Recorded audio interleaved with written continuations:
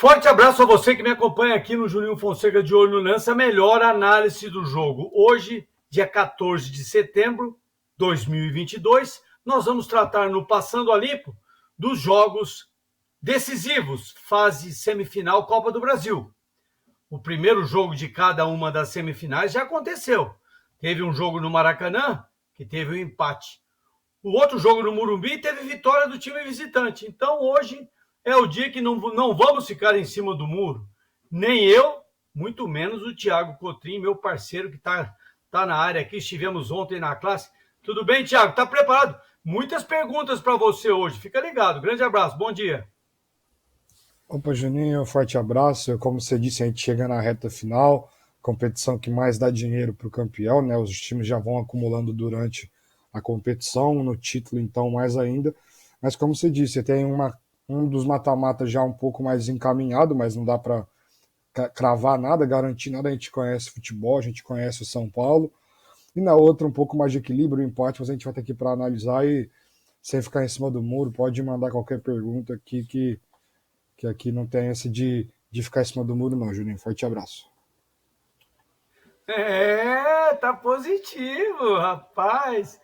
É isso aí. O Thiago falou sobre o São Paulo. Vocês lembram do São Paulo que na semana passada vivia uma situação semelhante a esta contra o Atlético Goianiense? Precisava de uma vitória obrigatória. Vitória obrigatória. Você tem que vencer. Não adianta. Se vencesse por 1-0 era pouco. Precisava vencer de 2-0. Venceu de 2-0, 2 gols do Patrick. Na cobrança de penalidade máxima, o São Paulo passou. Então, vamos falar do que vai acontecer? Olha só. O meu parceiro Vinícius Falquete está na área. Olha lá. Ele já está trazendo ali, ó. Olha, do lado esquerdo ali, à direita da tela, Corinthians e Atlético Goianiense. Corinthians passou, Fluminense Fortaleza, Fluminense passou, São Paulo passou do América e o Flamengo passou pelo Atlético Paranaense. Tem um H ali que eu podia até errar. Se não tem o H, eu podia falar Atlético Mineiro. Então, assim, esses times chegaram em ótimas condições, depois de uma sequência. O São Paulo desde o início da temporada, hein? É isso, né, Thiago? O São Paulo está desde o início da competição na Copa do Brasil, deve ter disputado aí 10, 12 jogos para chegar até aqui. Então, não, disputou um número ímpar, porque nós vamos viver o segundo jogo. E o jogo de hoje, olha só, o Vinícius vai trazer para nós que nós teremos hoje, nesta quarta-feira, olha lá, meu amigo, Flamengo e São Paulo. Rapaz, o São Paulo, assim, eu vou perguntar para o Thiago, porque o Thiago colabora muito com as opiniões, os pitacos, os detalhes que ele traz. Thiago, é o seguinte, o jogo começa, tá 2-0 para o Flamengo. O São Paulo precisa fazer 2 gols. O São Paulo tem cancha, ele tem capacidade, ele tem potencial, ele tem elenco, tem time, tem jogador, tem treinador para ganhar de 2 gols de diferença do Flamengo lá no Maracanã? Juninho, como você disse, é uma situação semelhante, né? Da semana passada não é igual porque agora joga fora de casa, né? Na Sul-Americana decidiu em casa e também não dá para comparar o Atlético Goianiense com o Flamengo, né? É muito difícil, improvável, porque a gente está falando do time que, pelo menos no último mês, na minha visão, apresentou o melhor futebol aqui do Brasil, né? Que apesar do Palmeiras ser talvez o mais regular, mais constante, Fluminense e Flamengo vinham apresentando o melhor futebol. E aí junta essa apresentar o melhor futebol com 60 mil pessoas no estádio, uma vantagem de 2-0, fica muito improvável, né? Mas a gente está falando de um São Paulo que tem qualidade, pelo menos nos caras que iniciam o jogo. O São Paulo perde muito com quem vem do banco, na minha visão, coisa que no Flamengo você vai ter o Everton Ribeiro saindo, por exemplo, para entrar um Marinho, vai ter um Cebolinha, um Thiago Maia, Vidal, então não tem como comparar um elenco de Flamengo e São Paulo, mas a gente está falando de uma das cabeças mais pesadas do futebol mundial, né, que é o São Paulo, mas também não está enfrentando qualquer um, né, o Flamengo também é uma camisa pesadíssima. Esse negócio de camisa pesa, eu acho que isso é uma fala de torcedor, ainda mais num jogo de duas camisas pesadíssimas, né, uma coisa é comparar o peso de uma camisa do São Paulo com a do Atlético Goianiense, agora Flamengo e São Paulo é muito mais parelho, né, então esse negócio de tradição, camisa pesa, você tem que avaliar, né? Porque torcedor gosta de falar, ainda mais quando o time vai lá e elimina o outro e tudo mais. Mas se for falar, por exemplo, de Copa do Brasil, o Flamengo tem mais tradição. Se for falar de campeonatos internacionais, o São Paulo tem mais tradição. Então são dois times muito pesados que eu acho que essa parte de tradição não vai influenciar dentro de campo nesse confronto especificamente. Eu vejo o Flamengo como favorito para vencer o jogo de novo. Na minha visão, o Flamengo vence mais uma vez do Maracanã, né, sai com, entre aspas, 6 pontos do confronto, mas não dá para desacreditar e duvidar do São Paulo, não, que vai ter Patrick titular, Luciano e Caleri, a gente sabe que se chegar duas bolas para para eles, uma eles devem guardar, porque são caras que finalizam muito bem, mas do outro lado, se você piscar também, você vai ter vindo na sua direção Arrascaeta, Gabigol, Pedro, Everton Ribeiro, então o São Paulo não pode errar num jogo desse. O Flamengo tem o luxo de sair perdendo, ainda vai estar se classificando, mas o São Paulo não pode errar. O São Paulo dificilmente vai fazer 3 gols. Então, se o São Paulo tomar um gol, já fica muito complicado. Então, o São Paulo não pode errar defensivamente, tem que ser muito eficaz lá na frente, Júlio. Fala uma coisa para mim, Thiago. Se você tivesse 3 fichas para jogar nesse jogo, nesta classificação, não estou falando do jogo, eu estou falando sobre classificação especificamente. Porque às vezes o São Paulo pode ganhar de 1-0 e não classificar, evidentemente, não é? Pode até ganhar de 2-0 e não classificar. Se você tivesse 3 fichas, você jogaria as 3 no Flamengo ou 2 no Flamengo e uma no São Paulo? Tem 3 fichas do São Paulo, que é o tricolor, mas eu jogaria as 3 no rubro-negro, as 3 fichas na classificação do Flamengo. E se pudesse apostar, apostaria também na vitória do Flamengo mais uma vez. Mas a gente sabe como é futebol, mas eu apostaria no Flamengo sim, Juninho. Rapaz, eu não enxergo assim, cara. Eu enxergo que o São Paulo, por mais dificuldade que o São Paulo teve, eu estou pensando no seguinte, Thiago, só para finalizar, eu vou indicar o Flamengo também como o meu favorito, vou indicar o Flamengo como finalista, o primeiro finalista da Copa do Brasil, que vale um dinheirão e vale uma coisa especial, ir para a Libertadores o ano que vem em fase de grupos, já está entre os 4, não tem aquele jogo lá que atrapalha muito os clubes brasileiros. Eu vou dizer para você o seguinte, Thiago, eu estou pensando, eu estou agora lá no Morumbi, quer dizer, eu já estou no Rio de Janeiro, eu estou no hotel, vou bater um papo com os rapazes, vou dizer o seguinte, rapazes, o mais difícil nós já fizemos, passando do Atlético Goianiense, então vamos entrar contra o Flamengo, vamos entrar light, descontraído, audacioso, abusado, e rapaz, eu aceito a sua dica, mas eu jogaria 2 fichas no Flamengo e uma ficha no São Paulo. O outro, tem um amigo ligando aqui, eu não posso atender. O outro jogo que nós teremos amanhã à noite no Neoquímica Arena, onde eu tenho 2 poltronas escrito lá, uma está escrito Alcides Fonseca Júnior, CPF, tal, porque eu sou um contribuinte. O outro está escrito Juninho Fonseca, que eu fui atleta do Corinthians. Então, lá, Thiago, é diferente. Na quinta-feira, amanhã, o Corinthians começa uma semifinal, o jogo da volta, com uma cara de quem estava para perder e empatou no último minuto lá no Maracanã. O Corinthians chega. O Corinthians é favorito nesse jogo aí, Thiago? Só para deixar claro, se o Corinthians for para a final, eu vou cobrar ingresso nessas poltronas, só para te avisar, só para você ficar ciente já, tá? Mas o que a gente falou antes do jogo no Maracanã, que o Fluminense era um pouco favorito no confronto pela bola que vinha jogando, né? Faz 2 semanas o confronto, se não estiver enganado, o Fluminense era favorito pelo que vinha apresentando.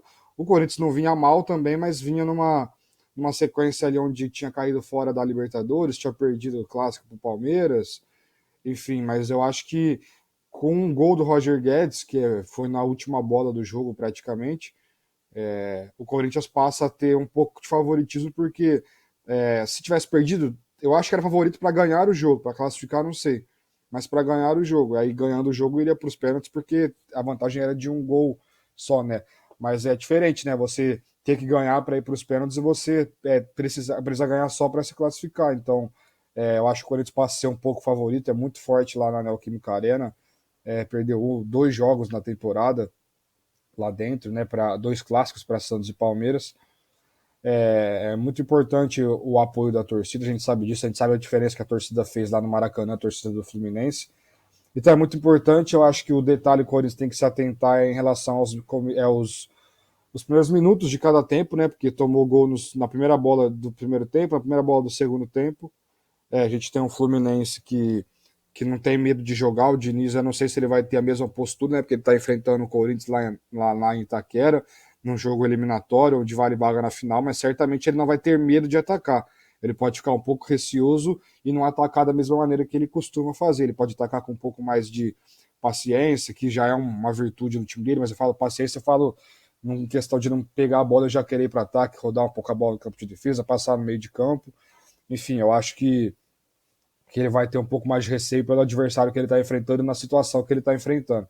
Eu acho que o jogo do Fluminense passa muito pelo Ganso, né? O Ganso tem, claro, tem o Arias, tem o Cano e tudo mais, mas o Ganso faz a bola chegar neles com uma facilidade enorme, clareia demais o jogo. E o Corinthians eu acho que passa muito pelo meio de campo também. Eu acho que o Corinthians acertando uma marcação no meio campo, ele complica a vida do Ganso, ele complica a vida do Arias, que joga mais aberto, mas que vem buscar muita bola.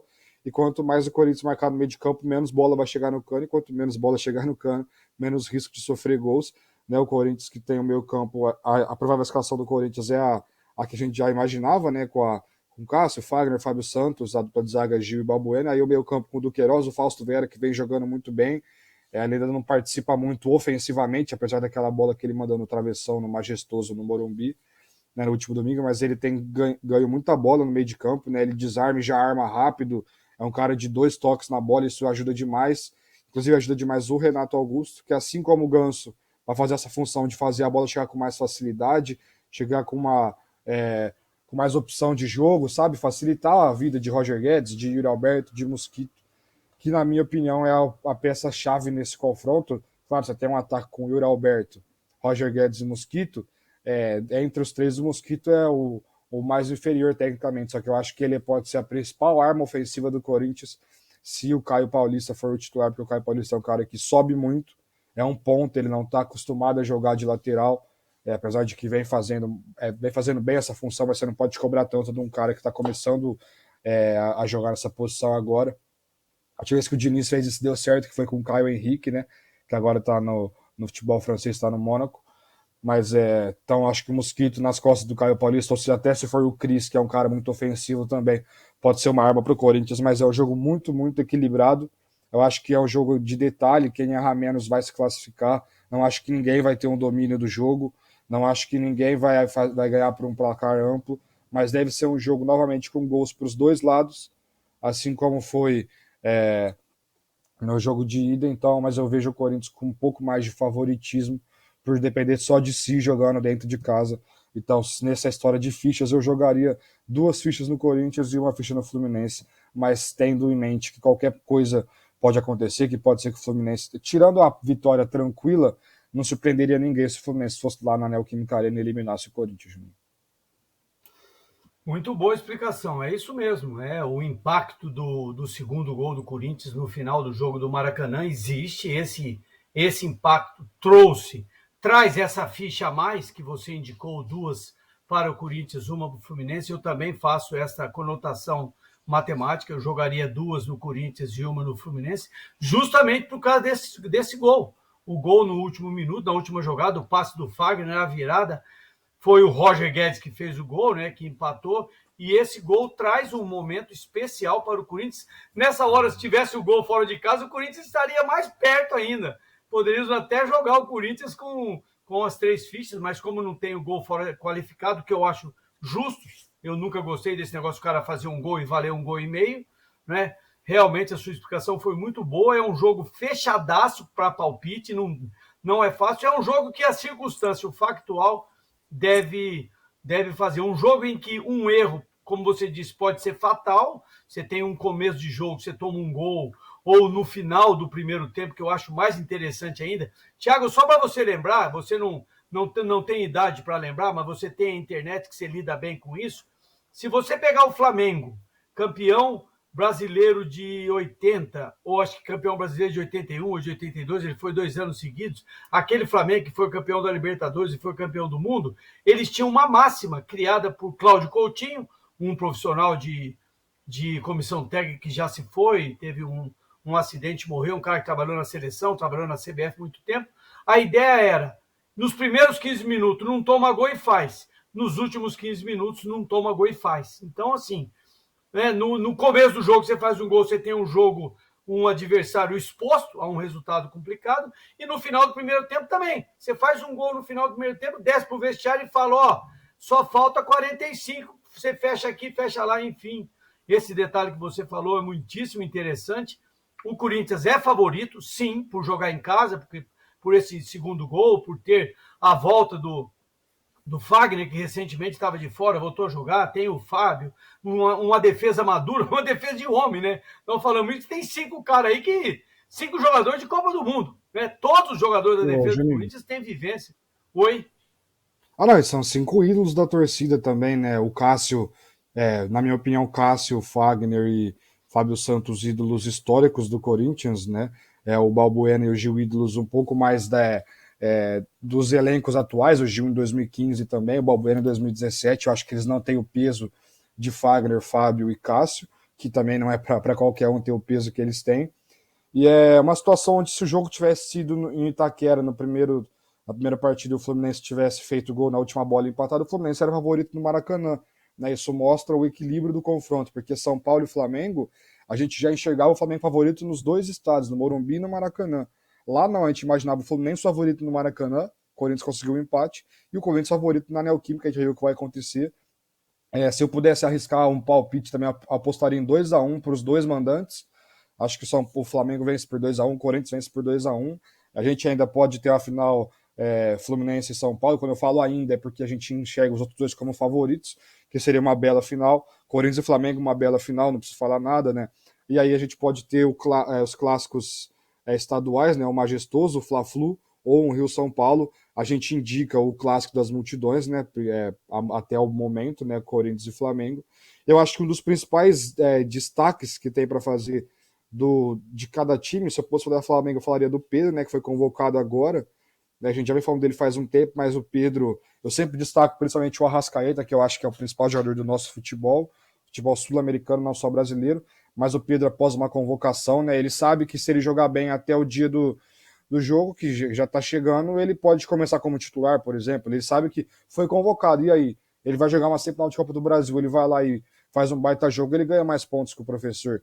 Do São Paulo, eu tenho para destacar, eu acho que a força que o Patrick dá no meio de campo, né? A gente tem um Caleri, um Luciano, é sempre muito destaque também. O Luciano gosta desse jogo, obrigado, ele gosta de provocar, gosta de ser provocado, apesar de ser meio esquentadinho também. Mas eu acho que o Patrick dá uma força no meio campo de São Paulo que o São Paulo não tem com o Igor Gomes. O Fluminense, como eu já disse, tem o Ganso, que apesar de ter o Cano artilheiríssimo, Arias, o Matheus Martins, são todos bons jogadores. Eu acho que o Ganso ele vive um momento especial. Né? O Cano já vinha num baita momento no Vasco, o Ganso não jogava bem fazia um tempo, e eu acho que ele muda demais o nível técnico do time. E o Corinthians, como eu já destaquei, Mosquito e Renato Augusto, eu vou falar um pouco do Fausto, né, que no primeiro jogo contra o Fluminense ainda não estava tão acostumado. Você vê que 4 jogos depois, mais ou menos, já muda muito para um jogador que chegou há pouco tempo, né? Ele começa a se entrosar mais com o Duqueiroz e Renato Augusto, ele começa a ser cada vez mais titular, ele é um cara que tem tomado conta do meio campo, e é muito importante, porque o Duqueiroz com o Silvinho não tinha essa característica de condução de bola que agora ele tem com o Vitor Pereira.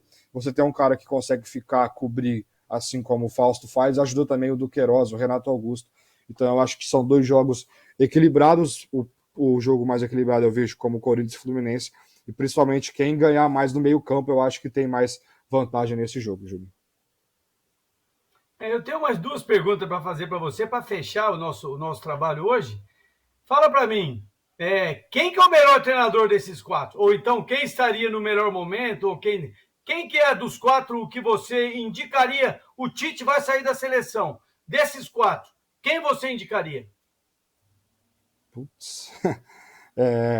Eu acho que se pegar. Fique esperto, eu falei para você que eu ia perguntar coisa para você. Ainda não fala. Eu falei que eu não ia ficar em cima do muro, né? Então, ainda não falando sobre a seleção, mas o melhor treinador desses 4, se pegar talvez em trabalhos, em títulos, talvez seja o Vitor Pereira, pelo que ele fez em Portugal e na China. Apesar de eu não achar a China um parâmetro muito justo para comparar, né, com o futebol brasileiro, por exemplo. Mas acho que desses talvez o Dorival, né? Porque é um cara que eu desacreditei um pouco, né, de que ele faria isso tudo que ele estava fazendo com o Flamengo, não duvidando do Dorival, mas porque era um objetivo, um trabalho muito difícil para ele pegar, né, apesar de ter um baita time igual o Flamengo. Ele pegou um baita time e fez o Flamengo jogar tudo isso, então a seleção que tem uma baita equipe, eu acho que se desse na mão dele, ele conseguiria fazer um trabalho muito bom também, apesar de eu ser muito fã do estilo do Diniz, né? Ainda acho que o Diniz deixa muito a desejar defensivamente. Eu acho que isso pode ser um problema numa seleção, se pegar um treinador assim numa Copa do Mundo, por exemplo. Eu acho que ele ajustando o sistema defensivo de um time dele, apesar de que ele fez o São Paulo ter uma defesa muito forte naquele campeonato onde a gente teve a pandemia, né, que o São Paulo liderou por muito tempo. Eu acho que ele evoluindo defensivamente o Fluminense, ou os times dele seriam ainda mais vitoriosos, né? Vitoriosos eu falo em termos de vitória, né? Porque ainda falta esse título para o Diniz, ele merece um título, enfim. E o Rogério eu acho que ainda está um pouco atrás desse. Eu falava uma época que o Rogério para mim ele tinha tudo para ser o próximo treinador brasileiro da seleção. A gente não sabe ainda se vai ser um brasileiro ou não depois do Tite, mas eu acho que o Rogério ainda precisa evoluir um pouco mais. Eu acho que ele caiu um pouco de nível, né? Ele conseguia fazer um Fortaleza, que é um time que não tinha tanta técnica como o São Paulo, jogar mais do que ele faz no São Paulo. Ele não conseguiu render tanto no Flamengo, apesar de ter ganho o Brasileirão. Mas eu acho que para a seleção eu escolheria entre esses o Dorival, mas como treinador eu acho que o Vitor Pereira, se pegar o que ele já fez, os times dele jogar, questão de títulos, talvez ele seja o treinador mais especial dentre esses, na minha opinião, claro. E mais uma pergunta para fechar, desses 4 clubes, né, que são favoritos, mesmo nós indicando Flamengo e Corinthians como favoritos, nós não podemos de forma nenhuma descartar os 2 tricolores pela história, pelo currículo, claro. O São Paulo tem um impacto internacional dos maiores, o Fluminense o impacto é menor, não é? Que não tem de forma internacional um resultado de muito brilho, né? De muito destaque. Thiago, quem desses 4 times tem o melhor banco? Isso aí é o Flamengo, né? A gente viu os times reservas que o Flamengo coloca dentro de campo, né? O Cebolinha ainda não consegue render muito, mas você vai ter lá qualquer opção de São Paulo, Fluminense, Corinthians ou Cebolinha, você vai escolher o Cebolinha para entrar na sua ponta no segundo tempo. Falando, claro, minha primeira opção hoje seria o Marinho, pelo que ele vem jogando, porque ele gosta, ele não tem medo de arriscar, ele gosta desse tipo de jogo. Apesar de eu achar o Cebolinha mais jogador. Mas se tem qualquer opção e o Cebolinha, você vai escolher o Cebolinha mesmo ele não estando no melhor momento. Né? Você tem a dupla de zaga do Flamengo, os laterais. Enfim, eu acho que o Flamengo tem o melhor banco. Eu acho que os caras que entram no time do Diniz entram bem, porque eles já acostumaram com a filosofia de jogo. Então eles entram muito ligados, eles já entram sabendo o que eles têm que fazer. O São Paulo, como eu disse, eu acho que é o que menos muda os caras que entram, né? Acho que o São Paulo é o time que mais perde, tipo, quando sai alguém do time titular e entra alguém do time reserva. O Corinthians tem algumas boas peças, sim. O Corinthians conseguiu repor bem o Fagner. O Rafael Ramos é um cara que faz o básico, não tem um brilho grande, mas também prejudica muito pouco. O Piton, que começou bem, ele caiu, mas essa tem uma dupla de zaga reserva com o Raul Gustavo, que é um ótimo zagueiro também. Juliano no meio-campo. Nessa tem alguns nomes interessantes no Corinthians, mas sem dúvida nenhuma o Flamengo é o melhor titular, é o melhor banco, tem o melhor jogador, tem o melhor centroavante. Então você vê como que é a disparidade de um time para o outro, o que não faz com que o Flamengo, quer dizer, o Flamengo é favorito numa eventual final contra qualquer um dos dois também, contra Corinthians ou Fluminense, mas que não faz com que a gente fale, o Flamengo vai ter facilidade para ganhar uma final contra o Corinthians ou contra o Fluminense. Jogo é julgado, mata-mata é mais ainda, mas o Flamengo não tem como não ser favorito por tudo que envolve os seus 11 titulares e quem vem do banco, né, as suas geralmente 5 substituições. Muito legal, pessoal. Então era isso que nós queríamos trazer hoje, olha a data, quarta-feira, 14 de setembro. Nós trouxemos aqui as dicas, os palpites, os pitacos no Passando a Limpo, Copa do Brasil, fase semifinal, jogo da volta, onde estamos indicando o Flamengo de uma forma um pouco mais aberta como favorito e o Corinthians de uma forma um pouco mais comedida como favorito, sabendo que os adversários, o São Paulo contra o Flamengo tem condições claras de buscar o resultado e o Fluminense contra o Corinthians também tem condições claras. Thiago, parabéns pelo trabalho. Amigão, tem prova hoje, hein? Tem que entregar o negócio da professora lá. Eu recebi um recado. Você recebeu? Um abraço, viu? Muito obrigado. A gente se fala. Opa, Juninho, forte abraço. É muito bom estar participando aqui mais uma vez. A gente volta ainda essa semana. Então é muito bom estar participando mais uma vez. É a Copa do Brasil, é muito interessante de estar falando um torneio mata-mata aqui no nosso futebol brasileiro, né? Sempre tem Libertadores Sul-Americana, mas um torneio, apesar de estarem se tornando muito brasileiras também, né? As competições internacionais, as competições sul-americanas, eu acho que falar do mata-mata só brasileiro também é sempre muito interessante. Então, mais uma vez, um prazer estar participando aqui. Um forte abraço aí e um bom resto de semana para quem está acompanhando a gente. É isso aí, pessoal. Então era isso que nós queríamos trazer para você, com muitos detalhes, né? Nós tivemos aí 20 e poucos minutos de programa, justamente para poder oferecer tudo aquilo que nós imaginamos dessa reta final, o jogo semifinal que decide, um campeonato muito bom, um campeonato que cresceu muito o impacto técnico, o impacto da disputa em si, né? Tudo decidido em 2 jogos, um jogo de um mandante, depois vai como visitante, enfim.